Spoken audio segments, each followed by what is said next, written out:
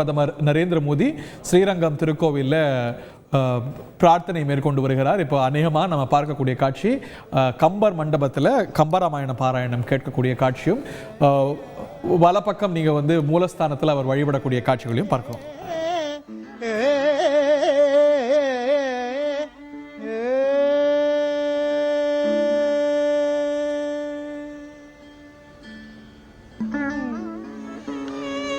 நீங்களா அழகு இலா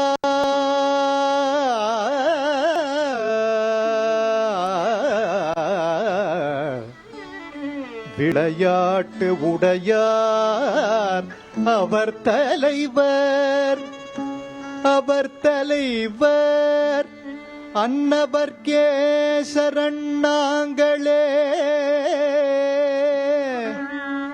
உலகம் யாவையும் தாமுளவாக்கலும் நிலை பெருத்தலும் நீக்கலும் நீங்களா அழகு இலா விளையாட்டு உடையார்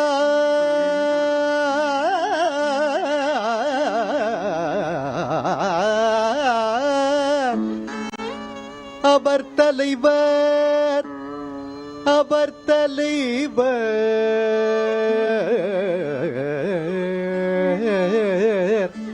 அவர் தலைவர்.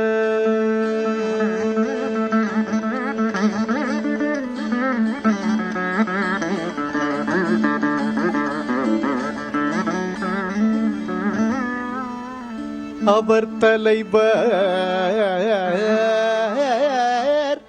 அன்னவர்க்கே சரணாங்களே.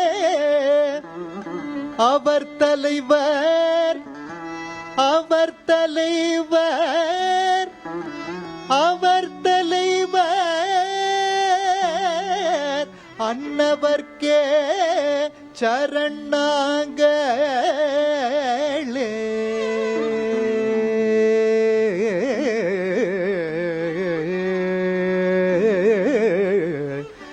அன்னவர்க்கே சரணாங்களே.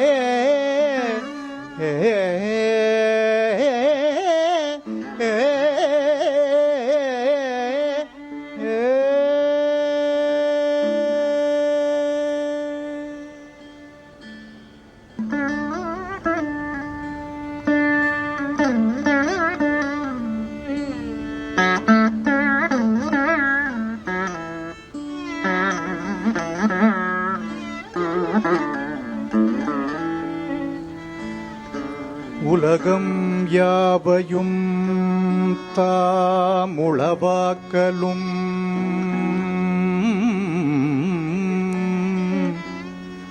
நிலை பெருத்தலும் நீக்கலும்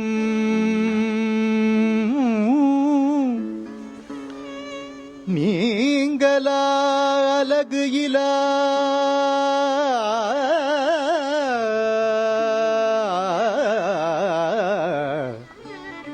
விளையாட்டு உடையார் அவர் தலைவர், அவர் தலைவர் அன்னவர்க்கே சரணாங்களே.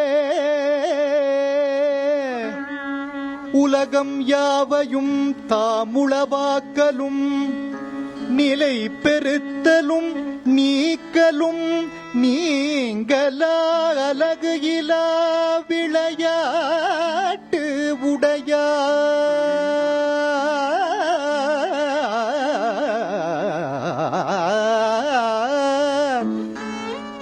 அவர் தலைவர், அவர் தலைவர்,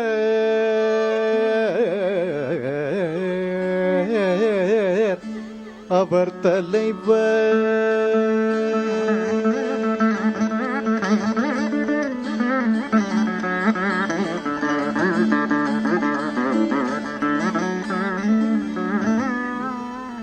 அவர் தலைவர் அன்னவர்க்கே போடுவாங்க. அவர் தலைவர், அவர் தலைவர், அவர் தலைவர் அன்னவர்க்கே சரணாங்களே.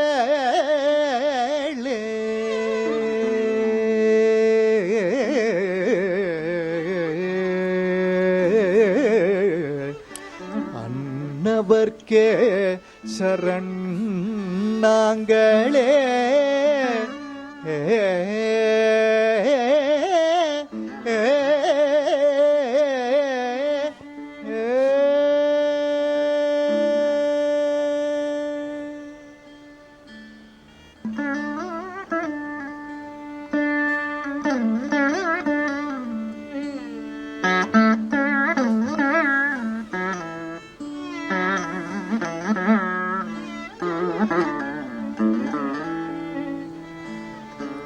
உலகம் யாவையும் தாமுளவாக்கலும்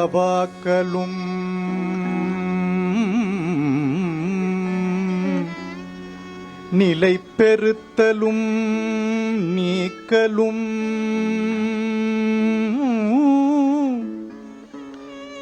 நீங்களா அலகு இலா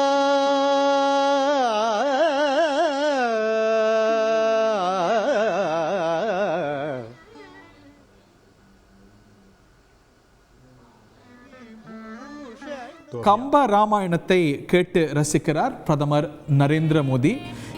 ஏற்கனவே நாம் நிறைய பேசினது போல கம்ப ராமாயணம் அரங்கேறியது இந்த ஸ்ரீரங்கத்தில்தான், தாயார் சன்னதிக்கு அருகே தான் கம்பர் தன்னுடைய ராமாயணத்தை அரங்கேற்றினார் என்பது வரலாறு. அந்த கம்ப ராமாயணத்தை ஸ்ரீரங்கம் திருக்கோவிலில் கம்பர் மண்டபத்தில் கேட்டு ரசிக்கிறார். கம்பராமாயணத்தின் கடவுள் வாழ்த்து பாடலை கேட்டு ரசிக்கிறார். உலகம் யாவையும் தாமுள வாக்கலும் நிலை பெறுத்தலும் நீக்கலும் நீங்களா அழகு இலா விளையாட்டு உடையாரவர் தலைவர் அன்னவர்க்கே சரண் நாங்களே என்ற கம்பராமாயணத்தின் கடவுள் வாழ்த்து பாடலை கர்நாடக இசை பாடகர் சிக்கில் குருச்சரன் குரலில் கேட்கிறார். Subject to correction.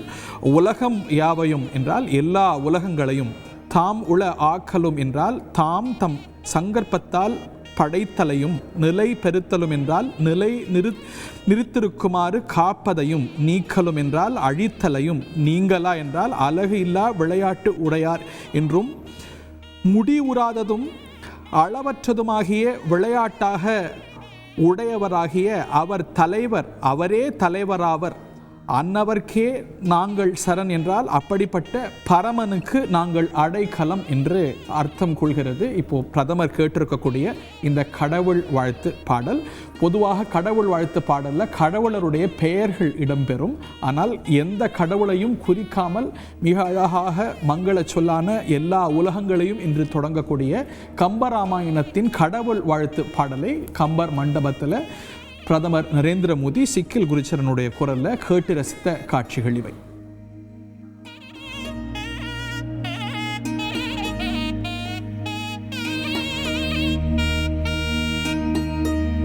வெங்கடகிருஷ்ணன் நம்மோடு இணைந்திருக்கிறார். Professor, are you with us? கடவுள் வாழ்த்து பாடல் கம்பராமாயணத்துடைய முதல் பாடல். நான் சொன்னது தவறாக இருந்தால் நேர்களுக்கு விளக்கி சொல்லுங்க. கடவுள் வாழ்த்து பாடலுடைய இந்த மகோன்னதத்தை நேர்களுக்கு விளக்கி சொல்லுங்க. அதுதான் கம்பராமாயண பாராயணத்தில் பிரதமருக்கு பாடி காண்பிக்கப்பட்டது. மிக அழகாக சொன்னீர் ஹரிஹரன் அவர்களே. கடவுள் வாழ்த்தினுடைய பொருளையும் நீங்கள் சொன்னது மிக அவசியமானது. ஏனென்றால் இது இறைவனை குறித்து பாடப்பெறுகின்ற பாடல் என்பதே சில பேருக்கு தெரியாமல் அவர் தலைவர் என்கிறபடியினாலே யாரையோ சொல்லுகிறார் என்று யாரும் நினைத்து கொள்ளக்கூடாது என்பதற்காக நீங்கள் சொன்னீர்கள் என்று நான் நினைக்கிறேன். இது பரம்பொருளான பகவானை பற்றின பாடல். இது அதுதான் உலகத்தை எல்லாம் படைத்தல், காத்தல், அழித்தல், மூன்று விதமான இந்த செயல்களையும் விளையாட்டாக செய்பவன் பகவான் என்று சொல்லி, இப்படி செய்பவன் தான் உயர்ந்த தலைவன் என்று அந்த இறைவனை கொண்டாடி, அப்படிப்பட்ட அந்த இறைவனுக்கே நாங்கள் சரண் என்று சொன்னதாக கம்பருடைய இந்த பாடல் இது. இதை அவசியம் அவர் அதையே கடவுள் வாழ்த்து பாடலை இங்கே பாடினார் என்று நாம் பார்க்கிறோம். இங்கே கம்பர் அரங்கேற்றுகின்ற பொழுது நடந்த ஒரு நிகழ்ச்சியாக ஒன்று சொல்லப்படுகிறது. இந்த கம்பர் இரணியன் வதைப்படலம் என்று ஒரு படலம் கம்பராமாயணத்தில் எழுதியிருக்கிறார். அதாவது விபீஷணன் அடைக்கலம் புகுந்த பொழுது இதெல்லாம் அங்கே சொல்லப்படுகிற நிகழ்ச்சியாக காட்டப்படுகிறது. இது இரணியன் வதைப்படலம் என்று நரசிம்மாவதார சரித்திரம் அங்கே சொல்லப்படுகிறது. அப்பொழுது அந்த நரசிம்மனுடைய வரலாற்றை விவரிக்கின்ற கம்பர் அங்கே அந்த மண்டபத்தில் இருந்து கொண்டு சிரித்தது செங்கண் சீயம் என்று ஒரு வார்த்தை சொன்னாராம். சிரித்தது செங்கண் சீயம் கேட்டவுடனே அந்த இரணியனுடைய அட்டகாசத்தை கேட்டவுடனே கம்பீரமாக சிரித்தான் நரசிங்கன் என்று சொல்லுவதற்காக சிரித்தது செங்கண் சீயம் என்று சொன்ன உடனே அங்கே பக்கத்திலேயே மேட்டழகிய சிங்கர் சன்னதி என்று இருக்கிறது. அதாவது இப்பொழுது கம்பர் மண்டபத்திற்கு அருகிலேயே ஒரு நரசிம்மர் சன்னதி அழகிய சிங்கர் என்று அவருக்கு பெயர், அவருடைய சன்னதி இருக்கிறது. அங்கிருந்து நரசிங்க பெருமானே தலையாட்டி சிரித்தாராம். அப்பொழுது நடந்ததை அப்படியே விவரிக்கிறீரே என்று கம்பரை கொண்டாடும் விதமாக அவர் மகிழ்ச்சியோடு சிரித்தார். அந்த சிரித்த குரல் வெளியிலே கேட்டது என்றெல்லாம் சொல்லுவார்கள். அப்படி கம்பர் மிகவும் ஈடுபாட்டோடு அந்த பாடல்களை இங்கே அரங்கேற்றியிருக்கிறார் இந்த மண்டபத்திலே. இதை கேட்டு பகவானே மிகவும் மகிழ்ச்சி அடைந்து உகந்து தன்னுடைய அந்த மகிழ்ச்சியை வெளிப்படுத்தி இருக்கிறான் என்றெல்லாம் வரலாறுகள் சொல்லுகின்றன.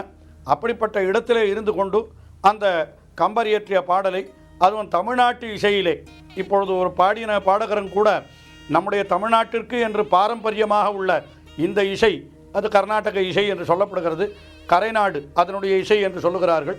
அப்படிப்பட்ட இசையிலே அவர் உலகம் யாவையும் தாமுள வாக்கலும் நிலைபெறுத்தலும் நீக்கலும் நீங்களா அழகிழா விளையாட்டுடையாரவர் தலைவர், அவருக்கே நாங்கள் சரண், அன்னவருக்கே சரண் நாங்களே என்று அந்த பாடலை மிக அற்புதமாக பாடினார். திருவரங்கம் பெரிய கோயில் என்கிறது பல விதத்திலே புகழ் பெற்றது என்று நாம் பார்த்து வருகிறோம்.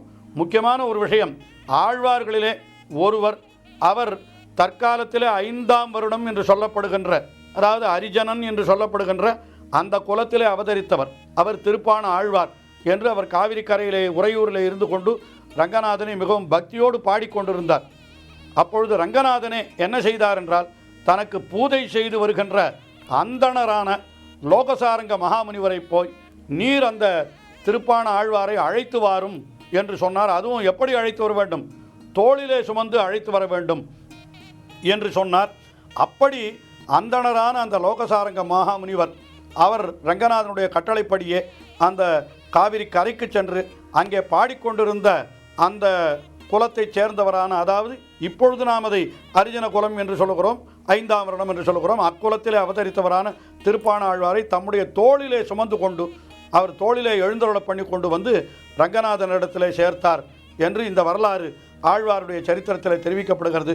ஆஹா, இப்படி அந்த காலத்திலேயே குலம் என்கிறதோ ஒன்று உயர்ந்தது தாழ்ந்தது கிடையாது, எல்லாம் சமமானது. ஆனால் பக்தி தான் மெச்சப்படுகிறது தவிர வேறொன்றில்லை என்பதை ரங்கநாதனே நமக்கு இப்படி செயலிலே காட்டியிருக்கிறான் என்று பார்க்கிற பொழுது இந்த ஊரினுடைய பெருமை இன்னும் நமக்கு நன்றாக புலனாகும் என்று நினைக்கிறேன். இதே போல ராமானுஜரும் பல நிகழ்ச்சிகளை நடத்தியிருக்கிறார். பிற்காலத்திலே பிள்ளை உறங்காவிலி தாசர் என்ற ஒருத்தருடைய கையை பிடித்து கொண்டு வந்தார் என்பது பற்றி வரலாறுகள் எல்லாம் தெரிவிக்கப்படுகின்றன. ஆகையினாலே அப்படிப்பட்ட அந்த சமூக நீதியையெல்லாம் வெளிப்படுத்தின ஒரு தலமாக கூட இந்த திருத்தலத்தை கொள்ளலாம். இப்பொழுது நாம் இன்னும் அந்த கம்பராமாயண பாடல்களை அவர் மிகவும் ஆழ்ந்து பிரதம மந்திரி அவர்கள் கேட்டுக்கொண்டிருப்பதை நாம் பார்த்து மகிழ்கின்றோம். செய்திகளை உடனுக்குடன் தெரிந்து கொள்ள உடனே சப்ஸ்கிரைப் பண்ணுங்க.